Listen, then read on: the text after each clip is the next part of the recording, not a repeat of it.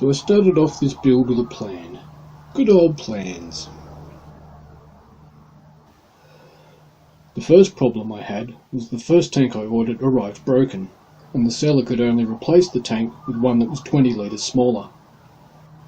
I decided to proceed with the build, and I started by taking out my frustrations by precision cutting some slate tiles.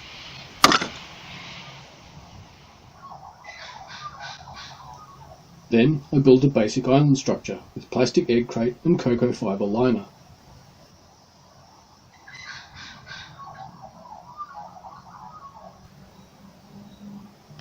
Then I very carefully slotted it into place.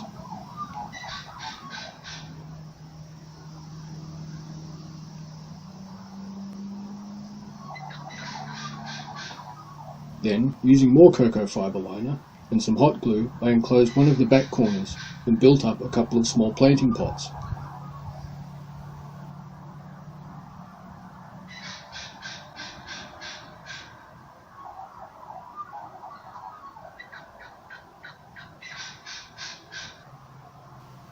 I was trying to echo the shape of a tree trunk growing out of a shallow creek or riverbed. I was also trying to leave as much room in the water as possible.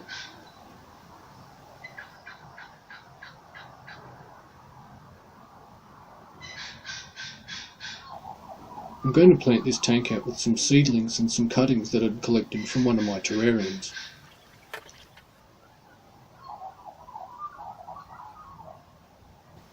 I began by filling the planters with my regular dirt mix.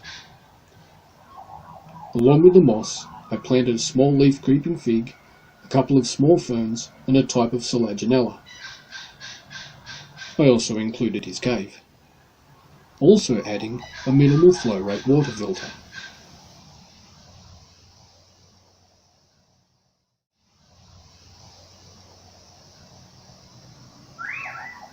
While disinfecting a brand new bag of aquarium gravel, I noticed a thick residue was forming on the walls of the bucket. I later tested it and found that it was some type of wax. Not cool quality aquarium product.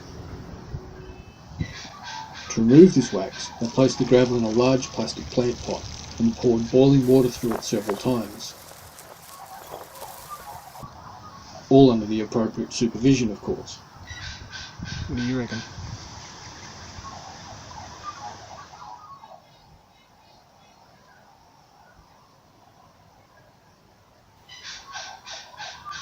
So, I added the rocks, I added some driftwood, and then I added some plants from some of my other fish tanks.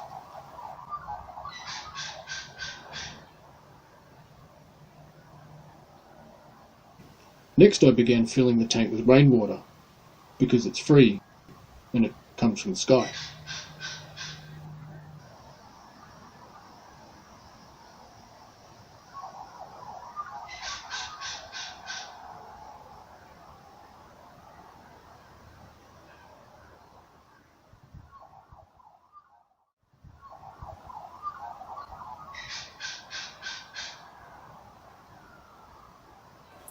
Now what I'm adding here is a tannin tea.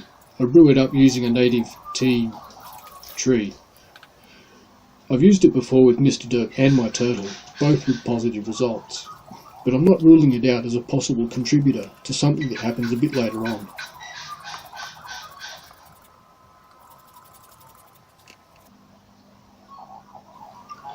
Now that everything's in there, I'm starting to notice how much smaller this tank is.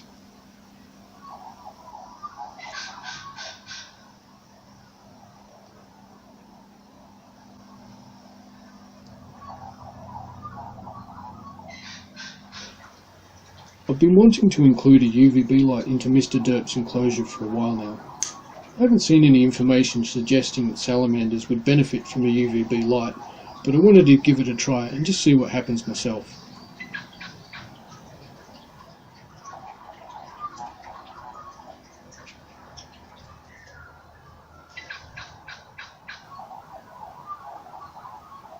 I left the tank to cycle for a couple of days before I introduced the snot monster himself.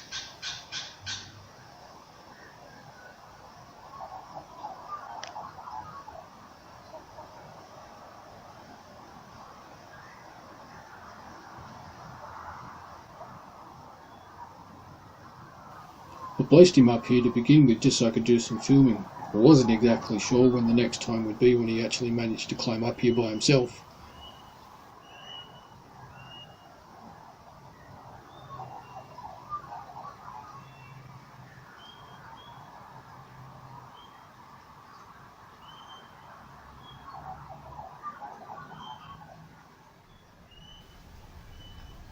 Then I placed him down in the water and I checked on him periodically throughout the evening.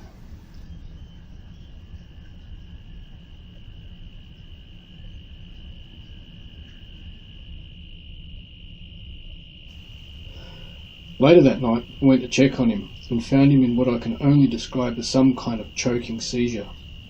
I immediately removed him from the tank, subjected him to a somewhat uncomfortable and invasive look over, and then placed him back into his old tub setup. Within 10 minutes, his breathing had returned to normal, and thankfully, the next day he had returned to his usual derpish self. After that, I decided to wait for a full 2 weeks before re-attempting the rehouse. Rehouse. In the interim, while I was cleaning out the tank, I started noticing an ominous clear slime coating all of the surfaces that were in the water section. It just seemed safer to restart this part of the build right from scratch.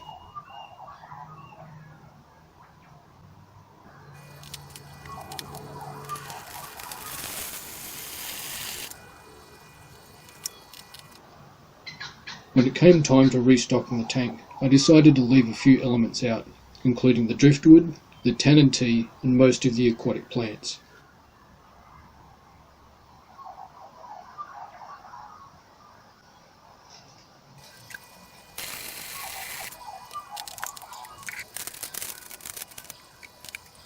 I replaced the filter, but ended up removing it again because someone kept getting his tail stuck behind it.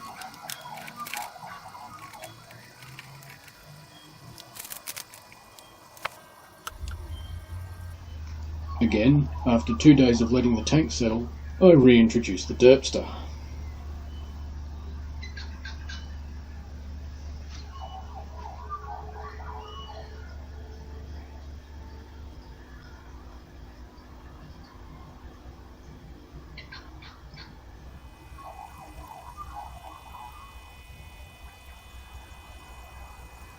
And, over the course of the next few hours, I kept an eye on him while I did some spring cleaning around the animal room.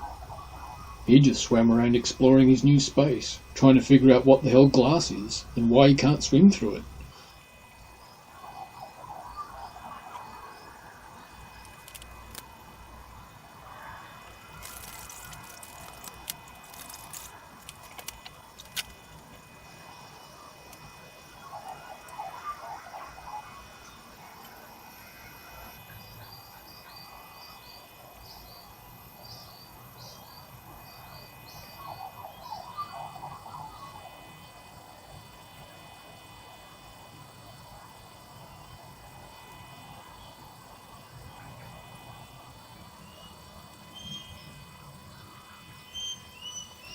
After a couple of days of no signs of any more midnight death discos, I resumed his never-ending feeding regime of vitamin-powdered insects.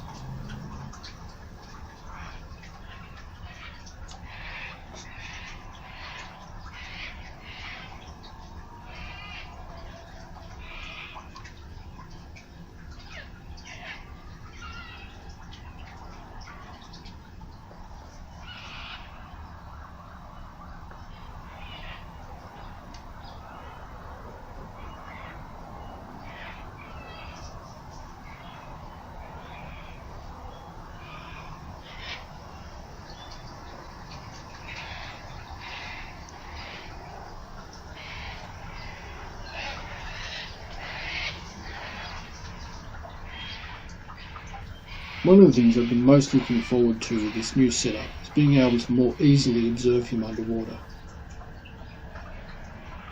It's also been very difficult to get a good close-up look at him, because he's never been a big fan of being held for too long.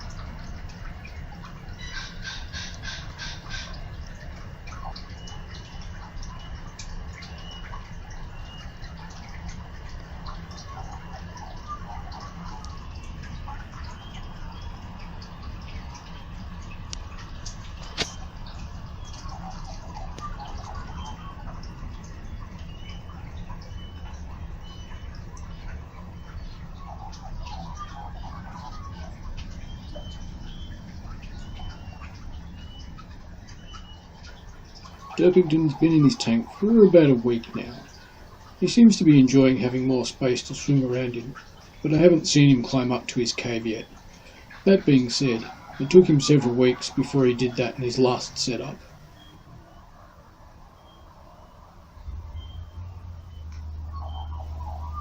As always, I will continue to update you guys on his progress. Thanks for watching.